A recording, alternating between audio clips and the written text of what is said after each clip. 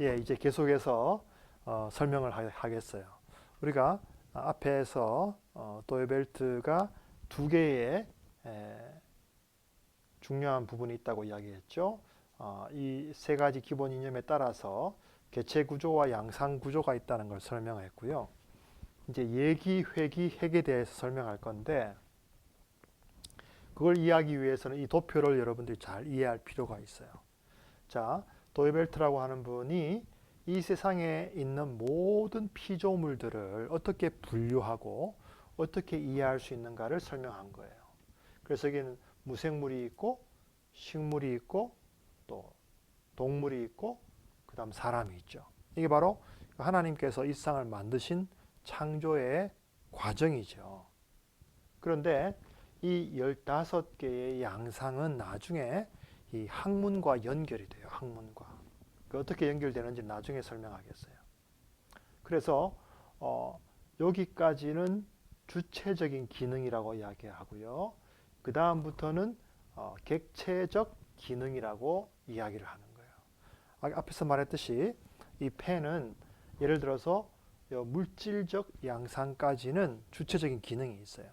그러나 얘가 어떤 역사적인 기능을 주체적으로 가질 수는 없어요. 왜? 인간이 만들었기 때문에. 그래서 인간이 만든 하나의 오브젝트,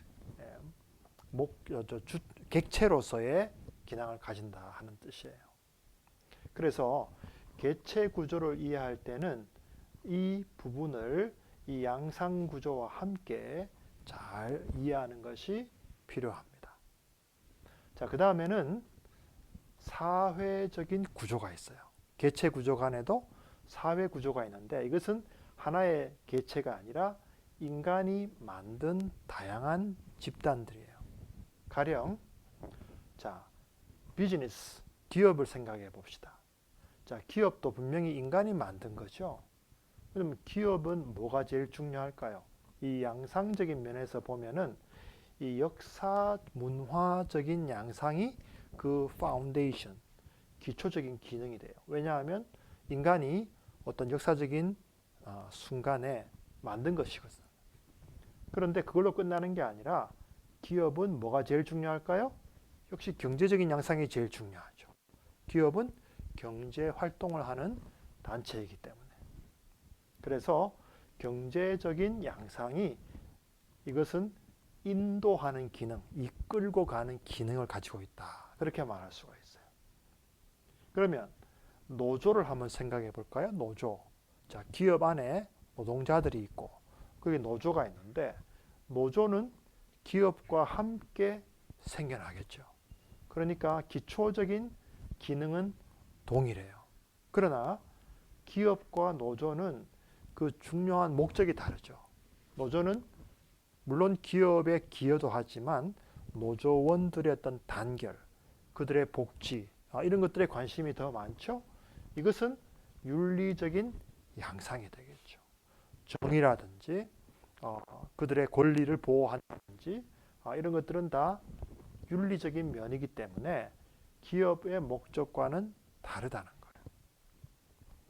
자, 반대로 국가는 어떨까요? 국가도 분명히 인간의 역사 가운데에서 생겨난 거예요. 그러면 국가의 가장 중요한 건 뭘까요? 그것은 바로 법이죠. 국가의 헌법, 기타 다양한 법률에 의해서 국가는 유지가 되고 계속해서 앞으로 발전하게 되는 것입니다. 따라서 이 국가와 기업과 노조는 기초는 같을 수 있으나 이 인도하는 기능은 다르다는 거예요. 자, 반대로 교회는 어떨까요? 교회도 분명히 어떤 역사적인 시점에서 탄생했어요. 가령 오순절날 예루살렘 교회가 시작이 되고 지금까지 수많은 교회가 있는데 이 교회를 이끌고 가는 가장 중요한 기능은 역시 신앙이죠. 그런 점에서 교회는 국가와도 다르고 기업과도 다르다는 거예요. 자, 마지막으로 그러면 가정은 어떨까?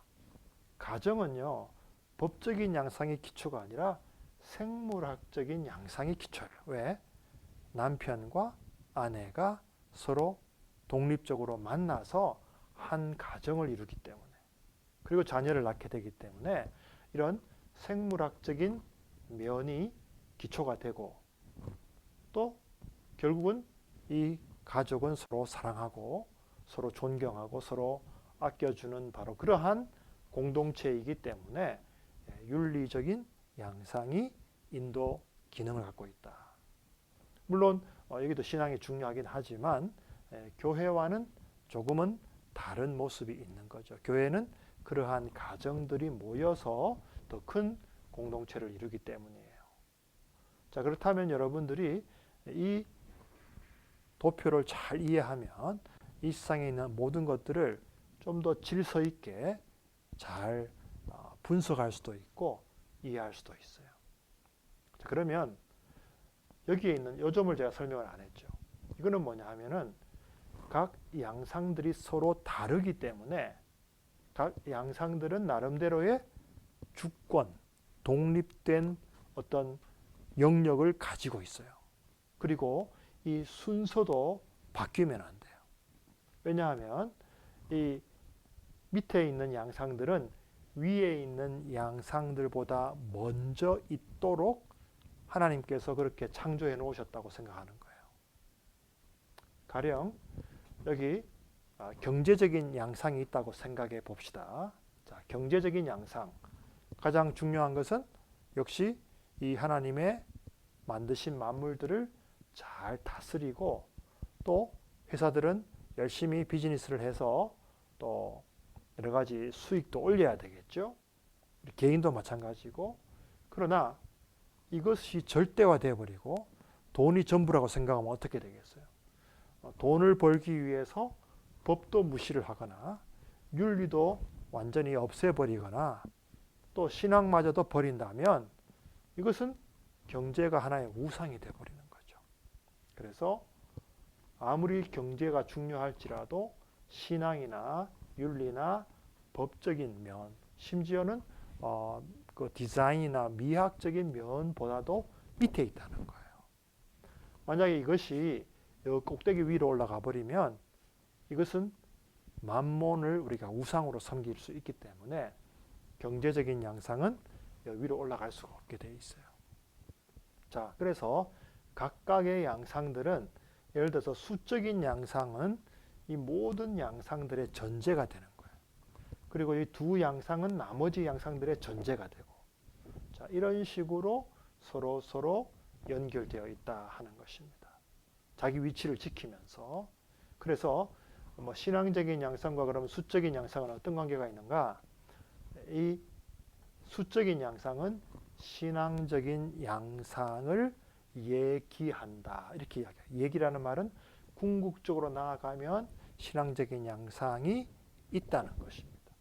반대로 신앙적인 양상은 수적인 양상을 회귀한다. 그 말은 신앙적인 양상의 파운데이션을 쭉 내려가 보면 이런 14가지의 양상들이 있다는 뜻이에요. 자, 핵이라는 단어는 다음에 설명하도록 하고, 그 다음에는 이게 하나로 모여지는 하나의 초점이 있어요. 그 포커스가 뭐냐? 제가 첫 시간에 설명했던 meaning unity 또는 meaning totality라는 거예요. 이 모든 양상을 하나의 초점에 모으는 것입니다. 그러면 이 모든 양상들을 어떻게 하나로 모을 수 있는가? 여기 보면 하나님의 말씀, 주 예수 그리스도 안에서 성육신화되었다고 설명하죠. 그 뭐냐 하면은 바로 예수 그리스도 안에서 이 모든 것들이 다 포함된다는 거예요. 그래서 예수님은 이 모든 만유의 주인이시기 때문에 그 예수님이 인간의 몸을 입고 오셔서 이 땅에 계셨을 때 바로 그 예수님이야말로 이 모든 것들을 다 한눈에 포함할 수 있는 하나의 초점이 된다 하는 것입니다. 자, 그리고 여기 보면은 하나님의 법과 또 창조와 창조주 간의 어떤 바운더리가 있다는 이야기를 하는데, 그건 뭐냐 하면은요, 여기 안에 하나님과 피조물의 경계가 있다는 뜻이에요. 자, 그것은 제가 다음 그림으로 보여주겠습니다. 자, 앞에서 보여줬던 다양한 양상들을 이렇게 간략하게 설명을 한 거고요. 또 여기 개체 구조들, 아까 뭐 기업이라든지 교회라든지 국가 이런 것들이 여기 있는데, 이 양상들이 어떻게 한 포커스에 맞추어지는가 하는 것을 말하는 것입니다. 자, 여기에는 먼저 아까 예수 그리스도를 설명했고, 그 예수 그리스도에 참여한 그리스도인의 삶의 중심인 이 마음이라고 하는 단어가 나오는데요. 그 마음이야말로 이 모든 것들을 포함하는 집중점이 됩니다. 나중에 다시 설명할 거예요. 그리고 이 하나님과 피조물 간의 이 바운더리, 경계가 여기에 있다는 것입니다. 경계가. 이것은 기독교 세계관에서 말한 대로 창조주와 피조물 간에는 넘어설 수 없는 하나의 경계선이 있다. 그 바로 하나님의 창조의 법칙이라고 그랬죠. 그래서 여기에 보면은 15개의 양상이 나오고, 이것이 이렇게 meaning, totality 또는 unity로 합쳐지고요. 그 다음에는 이것이 결국은 origin, 즉 기원으로 나아가는데, 그 기원으로 나아가는데 두 가지 방향이 있어요. 기독교 세계관에서 중요한 것이 뭐냐 하면은, 이 피조물에는 하나님께 순종하는 방향 또는 불순종하는 방향으로 나아가는데, 이 학문이나 양상들이 합쳐진 것도 인간의 마음에 의해서 순종하는 방향, 불순종하는 방향으로 나누어진다는 거예요. 우리의 마음 속에서. 그래서 우리 인간의 마음은 종교적인 집중점이다. 그렇게 표현을 하는 거예요. 자, 여기서 바로 학문과 신앙의 통합이 발견되는 것입니다.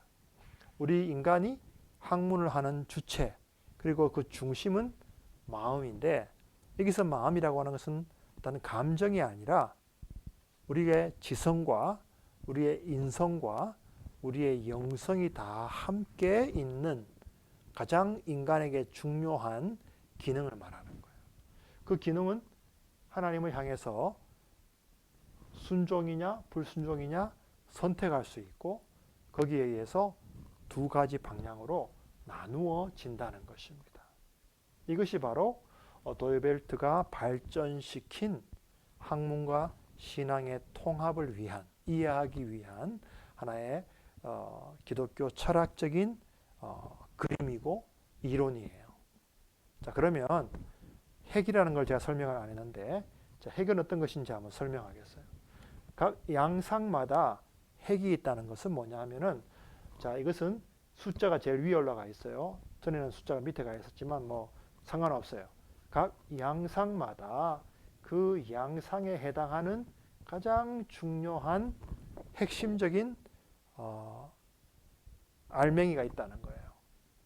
가령 수학이나 산수에서는 이 quantity, 양이 가장 중요합니다. 자, 공간에서는 continuous extension, 연속적인 확장이 중요하겠죠. 또 운동에서는 motion, 움직임이 중요해요.